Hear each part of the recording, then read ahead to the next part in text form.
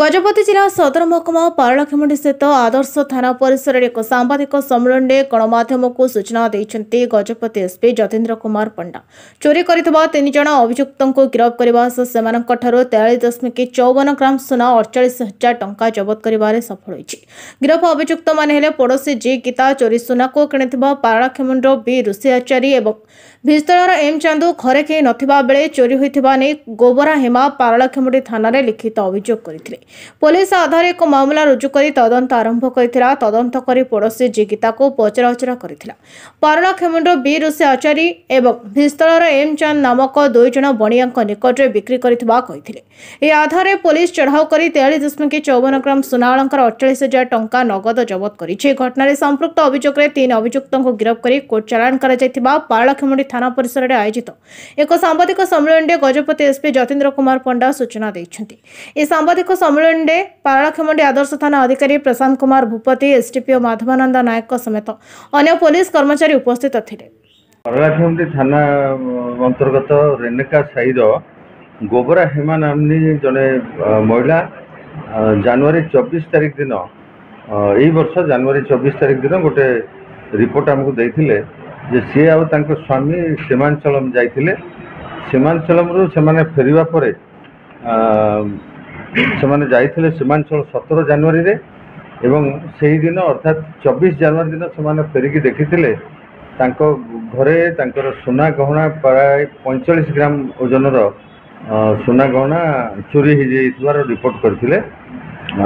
तारी उपरे बेस करिकरी हमर पारलाखेमुंडी थाना रे केस नंबर 22 रे गोटे केस करा जाइथिला एवं ताकू तदंत करा जाउथिला।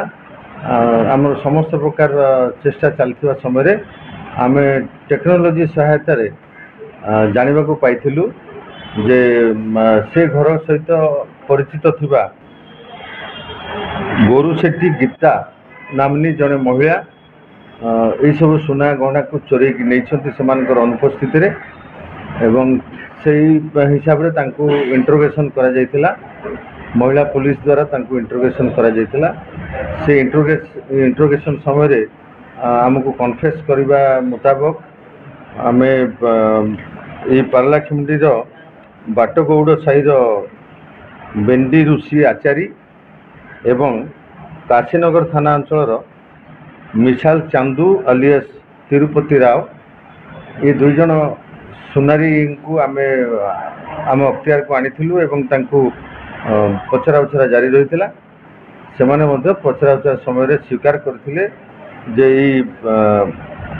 गोरु शेट्टी गीता तांको सुना गहना गुड़िक निजर बोली कहिकी तांको पाखरे से बिक्री करथिले एवं सेथिरु लब्ध टंका मध्य नैथिले। परवर्ती समय से माने से सबुर रिकवरी देथिले। उभय सुनारी को पाखरु 30 ग्राम लेखाय सुना आमे पाइथिलु। से सुना गहना गुड़िक जे आमर रिपोर्ट देथिले गोबरा हेमा से गुड़िक मध्य चिन्हट करथिले।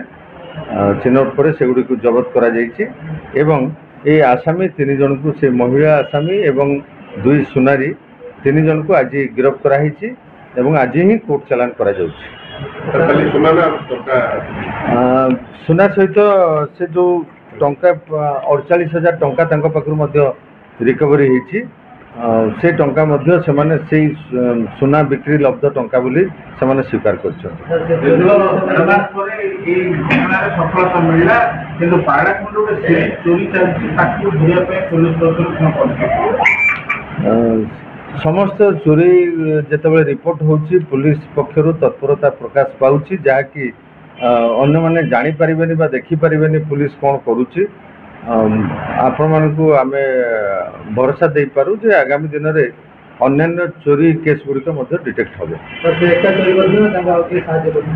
नहीं से महिला जनक निजे ही तांको घर को जेहेतु तार जीवा आसिबा थिला से अभ्यस्त थिले से घर बाबद रे विभिन्न समय घर को आसीचंती आगुरु तेणु तांको एकुटिया से घर को जाकि से निजे एको चोरी थिले। सर चोरी रे नाबालक मानकु सहयोग लड़ीथिले बोली कि सुनिया को मिल सर कोन नहीं से भलिया कोनसी आम पाखरे एबे जे सेमति किछि प्रमाण नाही। Thank you. गजपति जिलार सस्मिता नायक रिपोर्ट BTN ओडिया।